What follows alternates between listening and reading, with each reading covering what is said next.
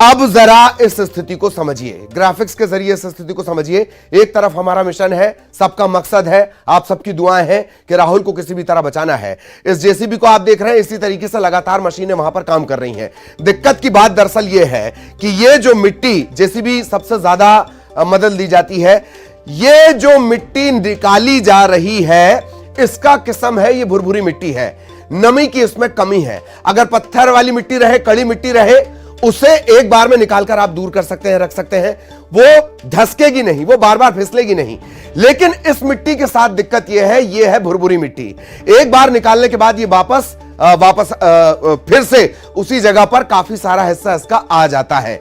इसका ध्यान आपको तब रखना चाहिए जब रेस्क्यू ऑपरेशन शुरू किया जाता है। टारगेट सभी का यह है कि किसी भी तरह राहुल के पास तक पहुंचना है।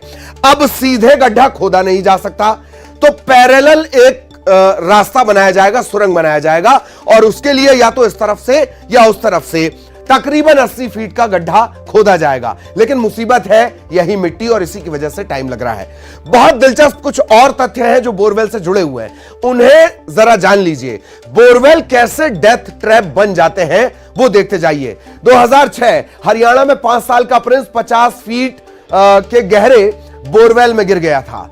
2007 कटनी में 2 साल का अमित 56 फीट गहरे बोरवेल में गिर गया था। एक बात और ध्यान रखिए, प्रिंस की वो घटना थी जिसने पूरे देश को झकझोर दिया था, और उसके बाद से इस तरह की घटनाएं कम से कम लोगों के सामने आने लगी। 2007 कटनी में 2 साल का अमित 56 फीट गहरे बोरवेल में गिरा, 48 घंटे रेस्क्यू ऑपरेशन चला, जान नहीं बच पाई। 2007 में ही गुजरात के मेहसाणा जिले में 5 साल का सानू बोरवेल में गिर गया। सेना ने यहां पर मदद की, सेना ने बहुत कोशिश की, लेकिन इसकी जान नहीं बचाई जा सकी। 2012 में गुड़गांव में 68 फुट गहरे बोरवेल में माही गिर गई, 64 घंटे रेस्क्यू चलाना पड़ा, लेकिन इसकी जान नहीं बचाई जा सकी। 27 फरवरी 2022 दमोह के पटेरा ब्लॉक में मासूम प्रिंस, इसका भी नाम प्रिंस था, 6 घंटे रेस्क्यू चलाना पड़ा, लेकिन इसकी जान नहीं बचाई जा सकी। 25 फरवरी 2022 उमरिया में 4 साल के गौरव की बोरवेल में गिरने से मौत हो गई। 2009 से ऐसा नहीं है, पूरे आंकड़े देखिए, ये सिर्फ इतिहास हम आपको नहीं बता रहे, इन आंकड़ों से क्या कुछ निकल कर आ रहा वो भी हम आपको समझा रहे हैं, न्यूज़ 18 समझा रहा है। 2009 से अब तक 40 से ज्यादा बच्चे बोरवेल में गिर चुके हैं। ये वो मामले हैं जो कम से कम मीडिया के जरिए सामने तक आते हैं। 70% रेस्क्यू ऑपरेशन ऐसे होते हैं जो फेल होते हैं।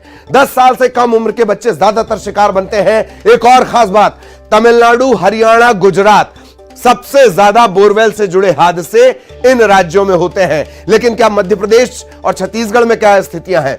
मध्य प्रदेश टॉप 10 जो राज्य हैं जिनमें इस तरह के हादसे होते हैं उसमें शुमार है। छत्तीसगढ़ में इस तरह के मामले कम सामने आते हैं, बड़े लोगों के साथ सामने आते हैं। खदानों में, कोयले की खदानें छत्तीसगढ़ में ज्यादा हैं, वहां पर इस तरीके के मामले सामने आते हैं। मिट्टी धसकने के मामले सामने आते हैं। बोरवेल के मामले छत्तीसगढ़ में कमोबेश कम रहे हैं। सुप्रीम कोर्ट ने क्या कुछ कहा है वो भी जान लीजिए। बोरवेल की खुदाई से 15 दिन पहले लिखित में सूचना देना जरूरी है। कलेक्टर या संबंधित अधिकारी को इस बात की जानकारी देनी होती है। सभी ड्रिलिंग एजेंसियों का रजिस्ट्रेशन जरूरी है।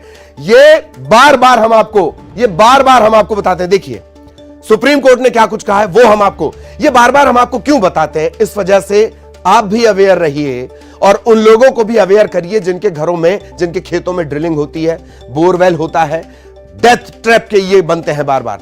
2010 और 2013 में सुप्रीम कोर्ट को दोबारा कहना पड़ा कि आपको ध्यान रखना है।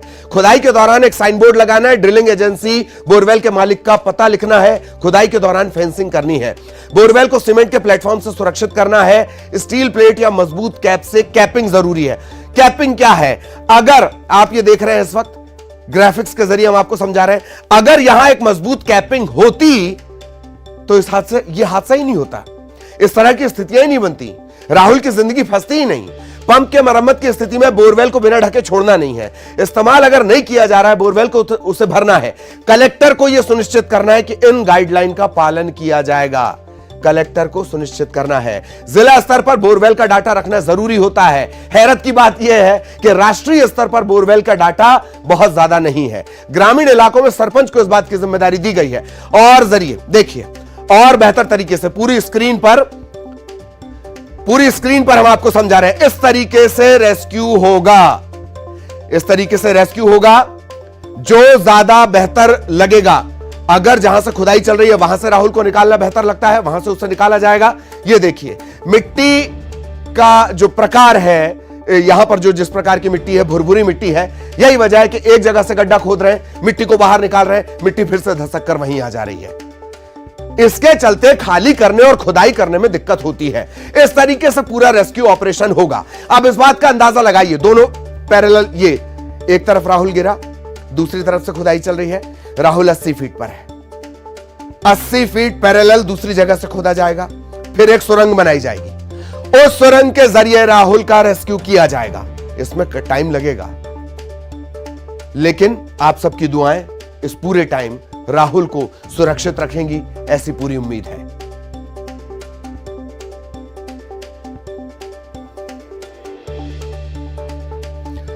तो लगातार रायपुर का रिएक्शन भी हम आपको बता रहे हैं। अवधेश लगातार हमारे साथ बने हुए हैं, रोहित हमें अपडेट दे रहे हैं किस तरीके से पूरा रेस्क्यू ऑपरेशन चल रहा है। इन सब के बीच ग्राफिक्स के जरिए हम आपको ये बताने की कोशिश कर रहे हैं कि ये रेस्क्यू कैसे चल रहा है, मिट्टी का प्रकार क्या है।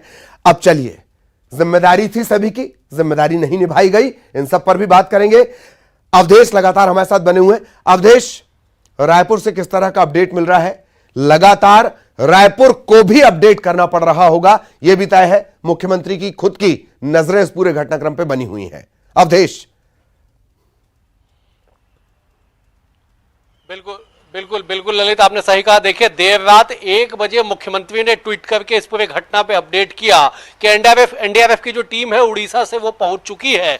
मतलब यह कि मुख्यमंत्री रात को 1 बजे तक एक्टिव है, इस घटना को लेके वो लगातार मॉनिटरिंग कर रहे हैं। तो स्वाभाविक है कि घटना भले जांजगीर में हो, लेकिन जो जबरदस्त हलचल है वो राजधानी में मचा हुआ है कि आला अधिकारी लगातार मॉनिटरिंग कर रहे हैं। चाहे एसडीआरएफ की बात हो, चाहे गृह विभाग की बात हो, या फिर प्रशासन की बात हो, सभी इस तफ्तीश में जुटे हुए हैं कि कैसे जो रेस्क्यू कार्य है वो किया जा रहा है और कब तक जो सकुशल जो है वो बच्चे की वहां से सुरंग से उसे बाहर, सुरंग बना के, जो टनल बना के जो बाहर निकालने की बात है वो किया जाएगा। तो कुल मिला के कि मॉनिटरिंग लगातार की जा रही है। सबसे बड़ी बात यह है कि जिम्मेदारियां ठीक है, लेकिन इस वक्त जो सबसे बड़ी बात यह है कि 80 फीट में जो राहुल फंसा हुआ है, लगभग 60 फीट की खुदाई हो चुकी है। रोहित ने हमें अभी जानकारी दी थी दर्शकों को कि लगभग 60 फीट की खुदाई हो चुकी है। अब जो जानकार कहते हैं, जो विशेषज्ञ वहां पे एनडीआरएफ के जो विशेषज्ञ मोहंती है, जो मौके पे मौजूद है, उनसे जब बातचीत हुई तो उनका यह कहना है कि अब जो है यहां से सीधे खुदाई ना करके टनल बनाया जाएगा, एक सुरंग नुमा जो है तो बोरवेल की तरफ बनाया जाएगा और उस सुरंग से बच्चे को बाहर निकालने की कोशिश की जाएगी। तो रेस्क्यू ऑपरेशन लगातार जारी है, तमाम विशेषज्ञों से राय ली जा रही है। जिस तरह से हमने अपने दर्शकों को बताया था कि राजस्थान के विशेषज्ञों से भी फोन पे बातचीत की जा रही है, उन्होंने भी किस तरह से बच्चे को बाहर निकालना है इसकी जानकारी दी है और तमाम जानकारियों को साझा करके, तमाम जानकारियों को इंप्लीमेंट करके अब यह प्रयास किया जा रहा है कि कैसे बच्चों को बाहर निकाला जा सके। एक बड़ी बात यह कि रात तकरीबन 2 बजे के बाद बच्चे का मूवमेंट बंद हो गया था, लेकिन तड़के सुबह 5 बजे के बाद फिर से बच्चे का मूवमेंट जो है वो शुरू हो सका है, जिसके बाद से प्रशासन से लेकर तमाम जो टीम है जो लगी हुई है, जो नजर बनाई हुई, उन्होंने राहत की सांस ली।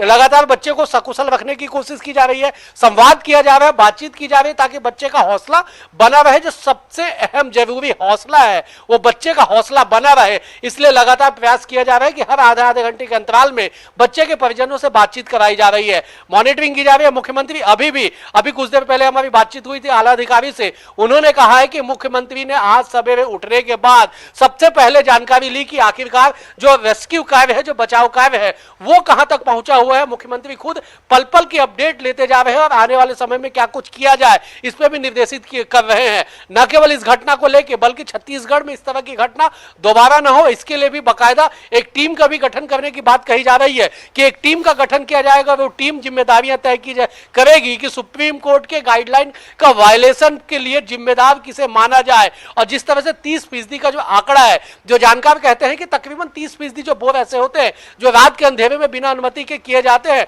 उस पर भी सख्ती से निपटा जाए। इन तमाम चीजों को लेकर रणनीति बनाने का काम जारी है, लेकिन फिलहाल पूरा फोकस अभी जांजगीर पे, राहुल पे कि कैसे राहुल सकुशल उस बोरवेल से बाहर निकल सके। ललित, बिल्कुल, और ये फिर से एक बार ग्राफिक्स के जरिए देखिए जरा किस तरीके से, ये हम इस वजह से भी बता रहे हैं सबसे ज्यादा बच्चे शिकार होते हैं। इस तरह से बच्चे खेलते रहते हैं, आसपास में खेलते रहते हैं, खेत के आसपास बच्चे आमतौर पे खेलते रहते हैं और वो इस खुले हुए बोरवेल में गिर जाते हैं। कई बार घटना होने के बाद, घटना कारित होने के बाद, घटना हो जाने के बाद जानकारी तक नहीं लग पाती है। कई मिनट तक, कई घंटों तक इस बात की जानकारी, जब ढूंढा जाता है बच्चे को तब इस बात की जानकारी लगती है।